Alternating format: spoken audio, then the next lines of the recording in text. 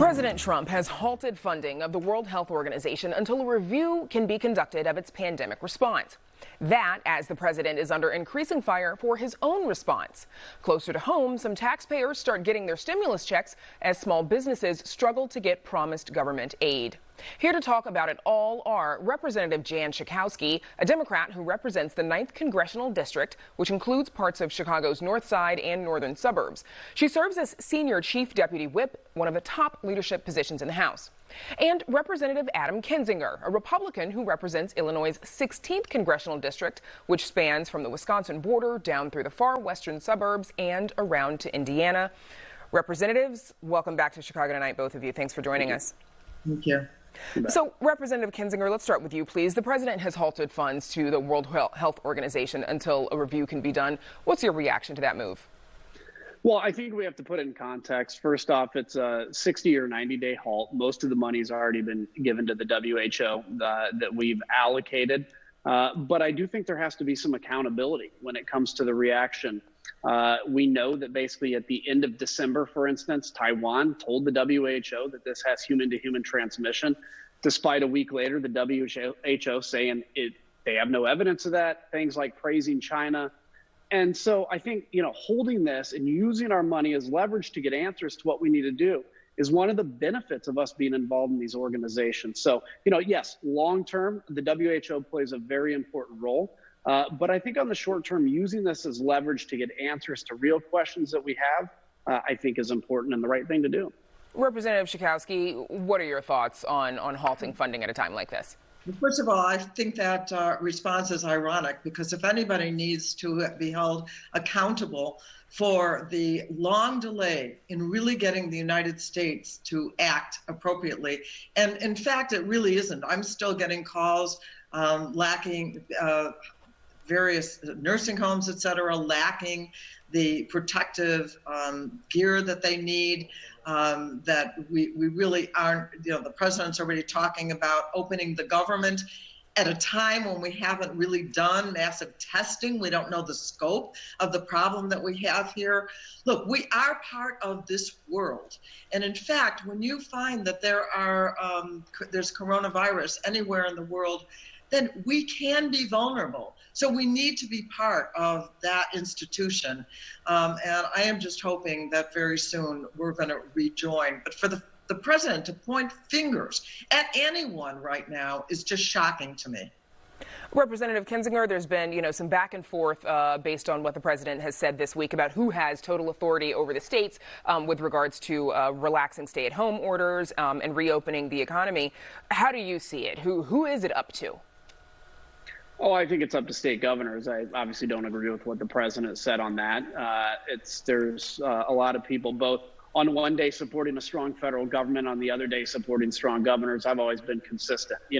I think each governor has to make a decision based on their state, but I also think they need to be careful when you go into restrictions that may not make much of a difference, if any at all. I think Illinois actually found kind of a right balance on that. There's always things I would change, but we're in a time that we've never been in before. But I think that ultimately is up to the states. We need to reopen this economy as soon as we can safely. Coronavirus is not going to go away until we get a vaccine, which is going to be a while. So going through that process of thinking about maintaining social distancing, washing your hands, all those things, no government can replace a good economy. So I think doing it cautiously is important. But of course, that is up to the governors to make those decisions.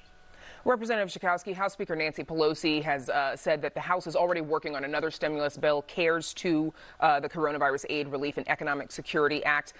She says the House is working on that for the end of the month. What might that look like? Well, we're going to add a number of things, I think, to that. But in the meantime, we're still looking at what another emergency bill will look like, where we can provide not only more help for the small businesses, but we can make sure that unbanked people can figure out how we can help them participate, minority banks, et cetera, and accessing programs like the Paycheck Protection Program. And just today, around 5 o'clock, an announcement was made that people who are on SSI, Supplemental Social Security Income, are going to be getting automatically their checks. We want to get in this emergency bill more money for the states, and we want to boost the food stamp program to make sure that there's enough money for people to be able to put food on the table. The good news is that some of the checks, when people have direct deposit, have started to come already. But we want to do things because this virus has really uncovered so many problems. Like, why aren't we setting rules for the Occupation and Safety and Health Administration for workers, standards, so that if employers don't provide the kind of equipment that workers need, that's a violation of the rules.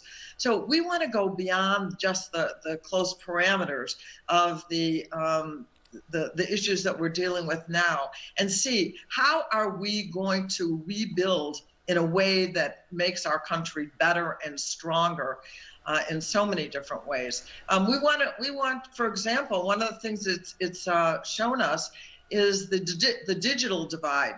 A lot of our school kids in Chicago, no matter if they're given a computer, still can't get online because they don't have the equipment at home. And so we need to deal with issues like that are more looking toward the future. That will be theirs too. And some other folks who are struggling are small businesses. Some of them are actually struggling to receive some of that financial assistance. Yes. Congressman Kinzinger, do you have concerns about the rollout of the stimulus? And also, what about the news today that some of the Small Business Administration loans, that fund could max out today? Yeah, of course I have concerns. And, we're trying to add $300-some billion to that. It's been held up. I think it'll get done. I'm not going to get into the finger pointing game right now. It'll get done.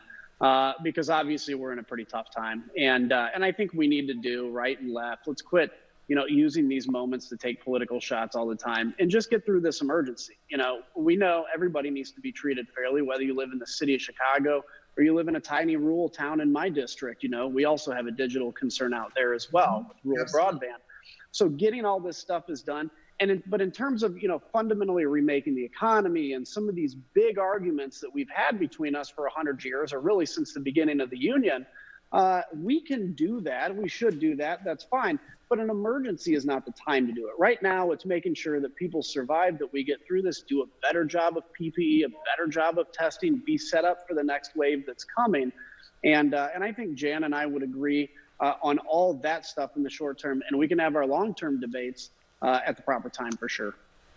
And I'm sure there are plenty of debates to come, and hopefully we'll be able to talk with both of you down the road as this keeps going. We'll have to leave it there for now. My thanks to Representatives Jan Schakowsky and Representative Adam Kinzinger. Thanks so much. See ya.